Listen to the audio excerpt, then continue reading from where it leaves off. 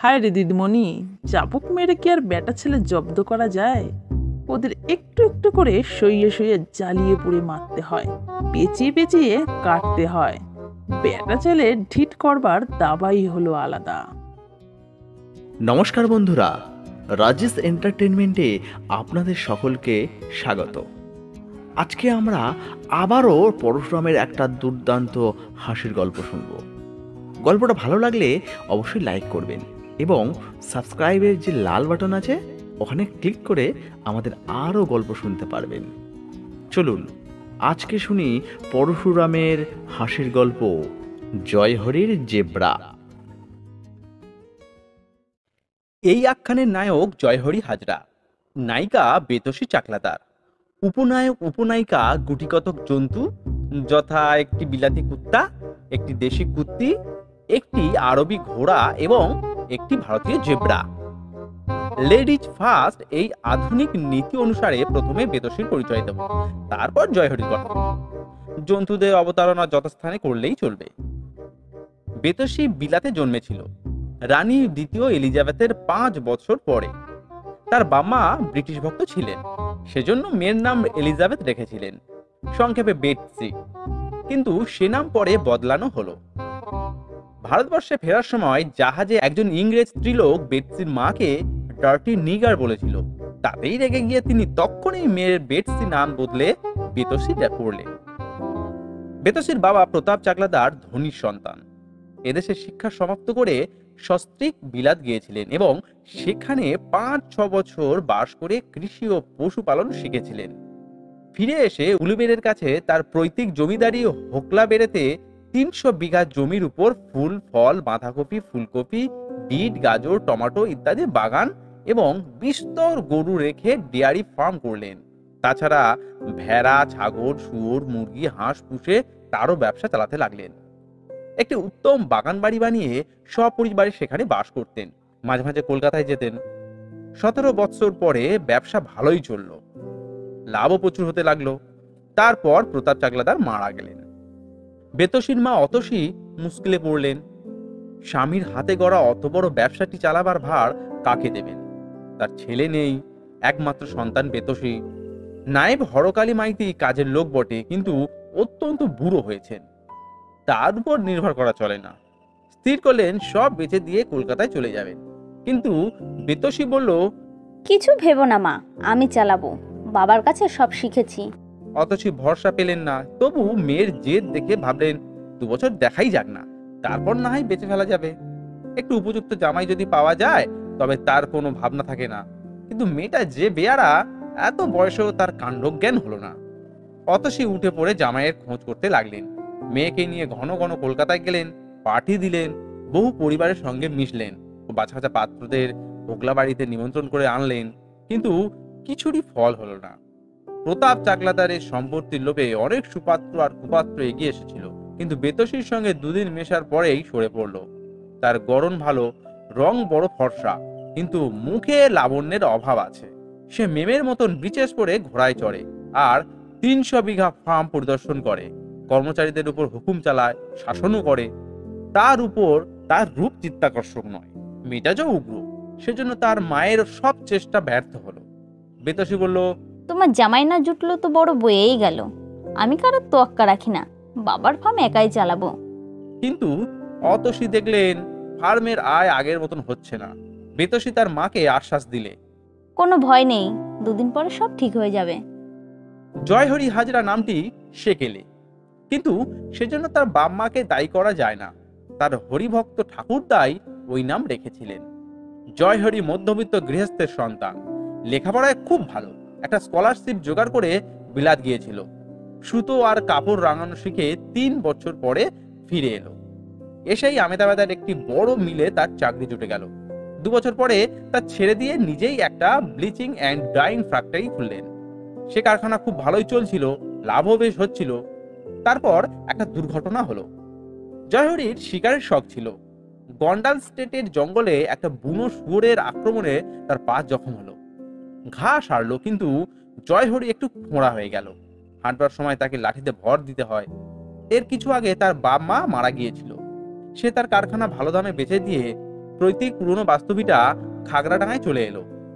এই গ্রামটি হোগলাবেড়ের লাগোয়া। জয়হরির অর্থলোভ নেই, বিবাহেরও ইচ্ছা নেই।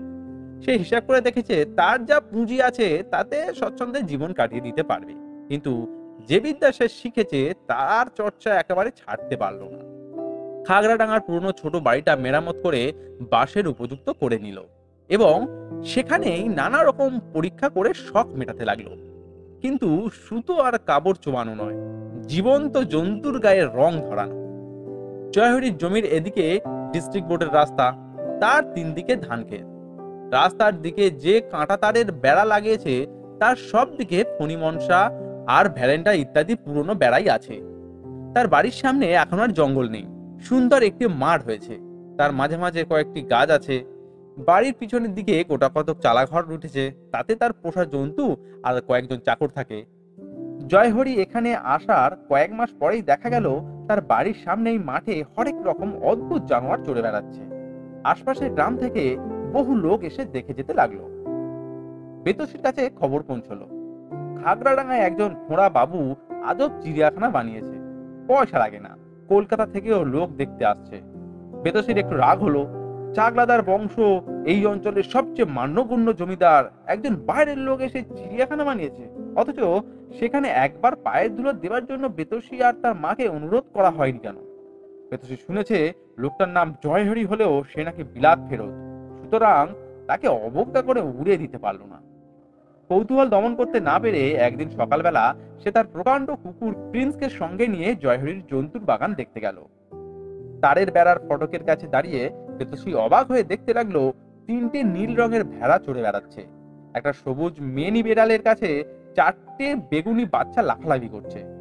একটা অদ্ভুত জানোয়ার ঘাস খাচ্ছে, গায়ের রং হলদে, তার উপরে ঘোর ব্রাউন রঙের ফোঁটা। বেতসি প্রথমেই ভেবেছিল চিতাবাঘ, কিন্তু দাড়ি আর শিং দেখে বুঝলো জন্তুটা আসলে ছাগল। একটু দূরে একটা ডোবার কাছে গোটা কত ময়ূরকণ্ঠী রঙের রাজহাঁস প্যাঁক প্যাঁক করছে।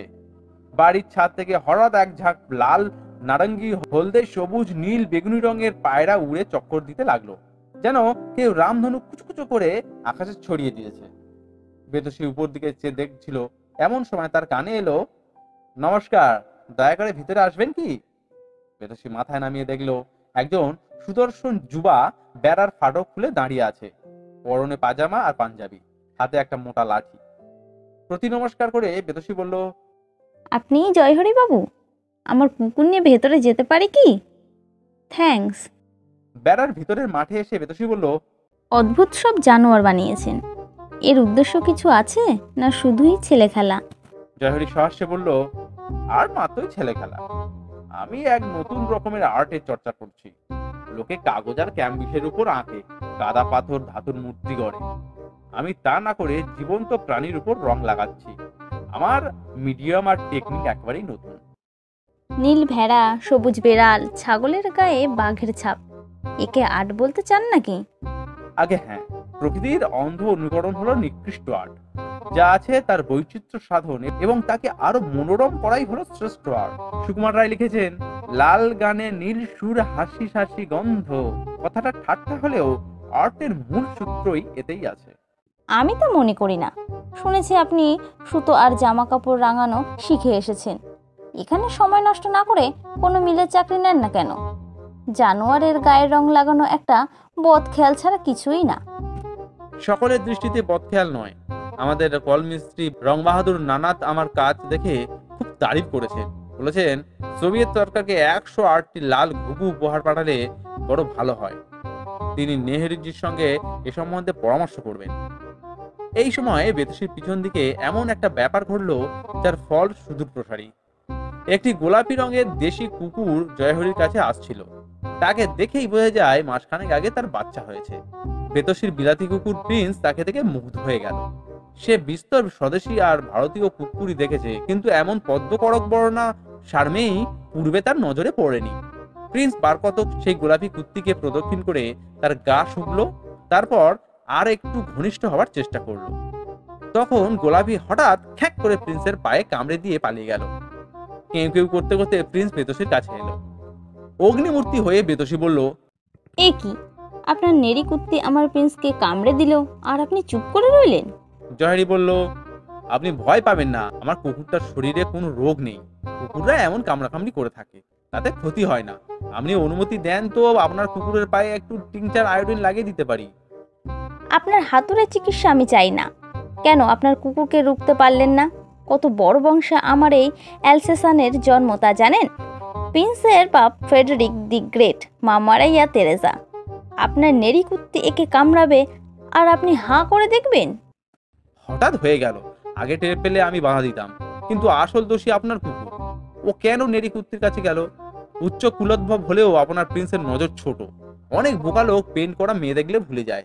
প্রিন্সও সেই রকম নেড়ি কুত্তির গোলাপির রং দেখে ভুলেছে, জানে না যে ওটা কঙ্গো রেডের রং। কাছে গেছেই বলে প্রিন্সকে কামড়াবে? আপনি একটু স্থির হয়ে ব্যাপারটি বুঝবার চেষ্টা করুন। আমি যদি হঠাৎ আপনাকে অপমান করতাম, খবরের কাগজে যাকে বলে শ্লীলতাহানি, তাহলে আপনি কি করতেন? চুপ করে সইতেন কি? আপনাকে লাথি মারতাম, হাতে চাবুক থাকলে আচ্ছা করে কষিয়ে দিতাম। ঠিক কথা, সেরকম করাই আপনার উচিত হতো। নারী মাত্রেই আত্মসম্মান রক্ষার অধিকার আছে। আমাদের এই ভারতবর্ষ হচ্ছে বীরাঙ্গনার সতী নারীর দেশ। সেই ট্র্যাডিশন এদেশের কুত্তেদের মধ্যেও একটু থাকবে, তার বৈচিত্র্য কি? ওসব বাজে কথা শুনতে চাই না। আপনি ওই নেড়িটাকে গুলি করে মারবেন কিনা বলুন, আর আমার প্রিন্সের যে ইনফেকশন হলো তার ড্যামেজ কি দেবেন বলুন। মাফ করবেন মিস চাকলাদার, কুত্তিটার বা আমার কিছুমাত্র অপরাধ হয়নি, শুধু শুধু দ্বন্দ্ব দেব কেন? বেশ, আমার উকিল আপনাকে চিঠি পাঠাবেন, আদালত আপনাকে রেহাই দেয় কিনা দেখব। বাড়ি ফিরে এসে বেতসী স্থির হয়ে থাকতে পারল না। তখনই মোটরে চড়ে উলুবেড়ে গেল। সেখানকার উকিল বিষ্ণু বাণুজ্যের সঙ্গে তার বাবার খুব বন্ধুত্ব ছিল। তাকে সব কথা উত্তেজিত ভাষায় তরবর করে জানিয়ে বেতসী বলল, ওই জয়হরি হাজরাকে সাজা দিতে হবেই জ্যাঠামশাই, যত টাকা লাগে খরচ করব। বিষ্ণুবাবু বললেন, আগে মাথা ঠান্ডা করে ব্যাপারটা বোঝবার চেষ্টা করো। যদি মনে করো যে তোমার কুকুরের রোগ হওয়ার ভয় আছে, তবে আজই ওকে কলকাতায় পাঠাও। বেলগাছিয়া হাসপাতালে অ্যান্টি র্যাবিস ইনজেকশন দিয়ে দেবে। কিন্তু মকদ্দমার খেয়াল ছাড়ো। জয়হরি কুকুরটা যদি খ্যাপা হতো আর তোমার কুকুরকে রাস্তায় কামড়ে দিত, তাহলেও কথা ছিল। কিন্তু তোমার কুকুর জয়হরির কম্পাউন্ডে ঢুকে কামড় খেয়েছে, এতে কোনো ক্লেম করা যায় না। মোকদ্দমা করলে লোক হাসবে। বিষ্ণুবাবু কিছুই করতে রাজি হলেন না। বেতসী তার কাছ থেকে সোজা মহাকুমা হাকিম অরুণ ঘোষের বাড়ি গেল। তাকে নিজের পরিচয় আর ব্যাপারটা জানিয়ে বলল, স্যার, আপনাকে এর প্রতিকার করতেই হবে। আপনি পুলিশকে অর্ডার দিন। জয়হরির খেকি কুকুরটা ডেঞ্জারাস, তাকে এখনই মারা দরকার। আর জয়হরি একটা বুজরুক শালটন, নকল জানোয়ার বানিয়ে লোক ঠকাচ্ছি। জন্তুর গায়ে রং ধরানো তো একরকম কুয়েলটিও বটে। তাকে অর্ডার করুন যেন 3 দিনের মধ্যে তার চিড়িয়াখানা ভেঙে দেয়।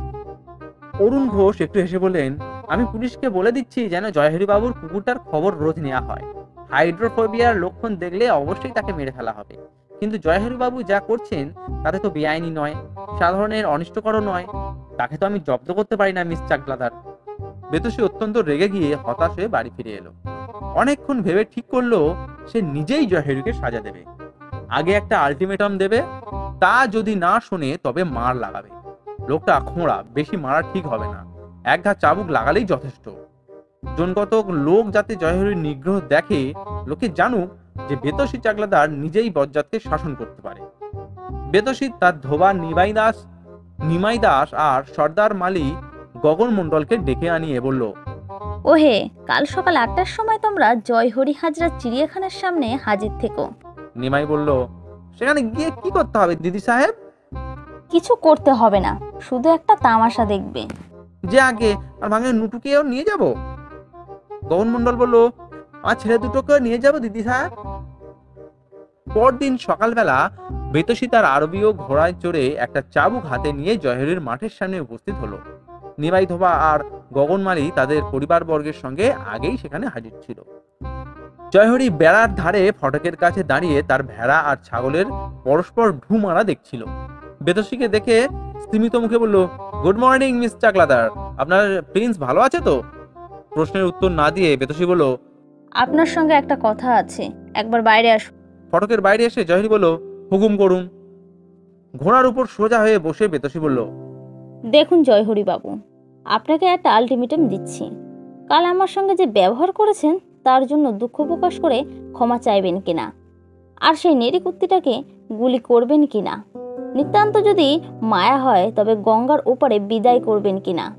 জয়হরি বলল, দুঃখ প্রকাশে আমার কিছুমাত্র আপত্তি নেই। আপনি অকারণে আমার উপর চটেছেন তাতে আমি দুঃখিত, কিন্তু ক্ষমা চাইতে বা নেড়ি কুত্তিকে মারতে বা তাড়াতে পারবো না। চাবুক তুলে বেতসী বলল, তবে এই নিন। বেতসীর চাবুক জয়হরির পিঠে পড়বার আগে একটি পারিপার্শ্বিক ঘটনাবলীর বিবরণ আবশ্যক। মাঠের একটা কদম গাছের আড়াল থেকে একটি জেব্রা বেরিয়ে এলো, কিন্তু বেতসীর সেদিকে নজর ছিল না। এই ভারতীয় জন্তুটি আফ্রিকার জেব্রার চাইতে কিছু ছোট, পেট একটু বেশি মোটা, কিন্তু গায়ের রং আর ডোরা দাগে কোনো তফাৎ নেই। অচেনা জানোয়ার দেখেই নিমাই ধোবার ভাগ্নে নুটু বলল, মামা ওটা কি গো? নিমাই বলল, চিনতে লাগছিস? ও তো আমাদের সইটাবি রে, সেই যে গাধিটার মাজায় বাদ ধরেছিল, বোচকা বইতে লাগতো। তাই তো জয়হরি বাবুকে 10 টাকায় বেচে দিনু। এখন ভালো খেয়ে আর জিরেনে পেয়ে সৌরভীর কি রূপ হয়েছে রে। বাবু আবার চিত্তির বিচিত্তির করে বাহার বাড়িয়ে দিয়েছে।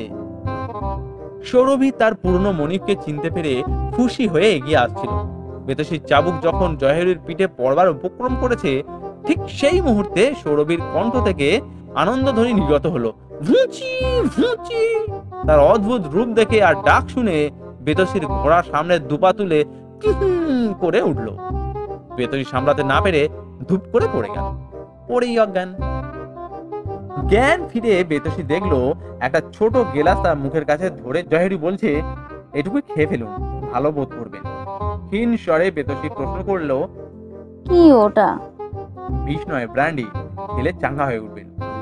আমি কি স্বপ্ন দেখছি? এখন দেখছেন না, একটু আগে দেখছিলেন বটে।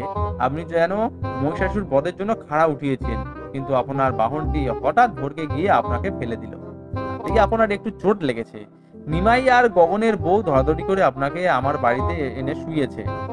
ও কি করছেন? খবরদার ওঠবার চেষ্টা করবেন না, চুপ করে শুয়ে থাকুন। আপনার মায়ের কাছে লোক গেছে, ডাক্তার নাগের আনবার জন্য উলুবেড়েতে মোটর পাঠানো হয়েছে, তারা এখনই এসে পড়বেন। একটু পরে বেতসীর মা এসে পড়লেন। আরো কিছু পরে ডাক্তার নাগ তার ব্যাগ নিয়ে ঘরে ঢুকলেন। বেতসীকে পরীক্ষা করে বললেন, হাতে আর কোমরে চোট লেগেছে, ও কিছু নয়, 4-5 দিনে সেরে যাবে। ডান পায়ের ফিবিউলা ভেঙেছে, সামনের সরু হাড়টা। হ্যাঁ, জোড়া লাগবে বই কি, ভয় নেই, খোঁড়া হয়ে যাবেন না, কিন্তু কয়েকদিন পরেই আগের মতো হাঁটতে পারবেন। আরে না, জয়হরি বাবুর মতো লাঠি নেবার দরকার হবে না। আজ কাঠ দিয়ে বেঁধে দেব, 3-4 দিন পরে সদর হাসপাতালে গিয়ে এক্সরে করাবো, তারপর প্লাস্টার ব্যান্ডেজ লাগাবো। দরকার হয় তো একজন নার্স পাঠাতে পারি। বেতসী নিজের বাড়িতে এলে ডাক্তার তার চিকিৎসার যথাচিত ব্যবস্থা করলেন। বিছানায় শুয়ে সে বিগত ঘটনাবলী ভাবতে লাগলো। নায়েক হরকালী মাইতি বহুদিনের পুরনো লোক। তার স্ত্রী মাইতি গিন্নি শয্যাগত বেতসীকে রোজ সন্ধ্যাবেলা দেখতে আসেন। বুড়ির মুখের বাঁধন নেই, কিন্তু তার এলোমেলো কথা আর বেতসী চটে না, বড় মজা পায়। পড়ে যাওয়ার 2 সপ্তাহ পরে বেতসী অনেকটা ভালো বোধ করছে। বিছানা ছেড়ে ইজি চেয়ারে বসেছে। মাইতি গিন্নি তাকে সান্ত্বনা দিচ্ছিলেন। সবে গেরুর ফের দিদিমণি, কপালে লিখন। ভদ্রলোকের ছেলের উপর কেনই বা তোমার রাগ হলো? কেনই বা মেম সাহেবের মতন ঘোড়সওয়ার হয়ে তাকে মারতে গেলে? তার তো কিছুই হলো না, লাভের মধ্যে তুমি ঠ্যাং ভাঙলে। তুমি দেখো মাইতি দিদি, আমি সেরে উঠে তাকে চাবুক মেরে জব্দ করি কিনা। হায় রে দিদিমণি, চাবুক মেরে কি আর বেটা ছেলে জব্দ করা যায়? ওদের একটু একটু করে সইয়ে সইয়ে জ্বালিয়ে পুড়ে মারতে হয়, পেঁচিয়ে পেঁচিয়ে কাটতে হয়। বেটা ছেলে ঢিট করবার দাবাই হলো আলাদা। দাবাইটা তুমি জানো নাকি? ও মা, তার জানি না। 3.5 বছর হলো, 3-20 বছর ধরে বুড়ো মাইতির কাজ চেপে রয়েছে। দাবাইটা বলছি শোনো। আগে ভুলিয়ে ভালিয়ে বশ করতে হয়, আশকারা দিয়ে যত্ন আত্তে করে মাথাটি খেতে হয়। তারপর যখন খুব পোষ মানবে, তুমি না হলে তার চলবেই না, তখন নাকে দড়ি দিয়ে চোরকি ঘোরাবে, নাজেহাল করবে, কড়া কড়া চোপা ছাড়বে, নাকানি চোপানি খাওয়াবে। তোমার বুদ্ধি শুদ্ধি নেই দিদিমণি? আগেই চাবুক মারতে গিয়েছিলে, তাই তো গাধা ডেকে উঠলো, ঘোড়া ভরকালো, তুমি পড়ে গিয়ে পা ভাঙলে। জয়হরিবাবু মানুষটা তো মন্দ নয়, এখানে এসে তোমার খবর নিয়ে যাচ্ছে। দেখতে শুনতে কথাবার্তায় ভালোই, তোমার মতন বিলের দেখা আছে। সেও খোড়া, তুমিও খোড়া, বাধা তো কিছুই দেখছি না। কিন্তু তোমার মাঝে বেঁকে দাঁড়িয়েছে, বলছেন অমন মর্মুখ খণ্ডার মেয়েকে কেউ বিয়ে করবে না। কিন্তু তাই বলে জয়হরির মতন পাত্র তো আর হাতছাড়া করতে পারি না। আমার ভাইজি বেবির সঙ্গে তার সম্বন্ধের চেষ্টা করব।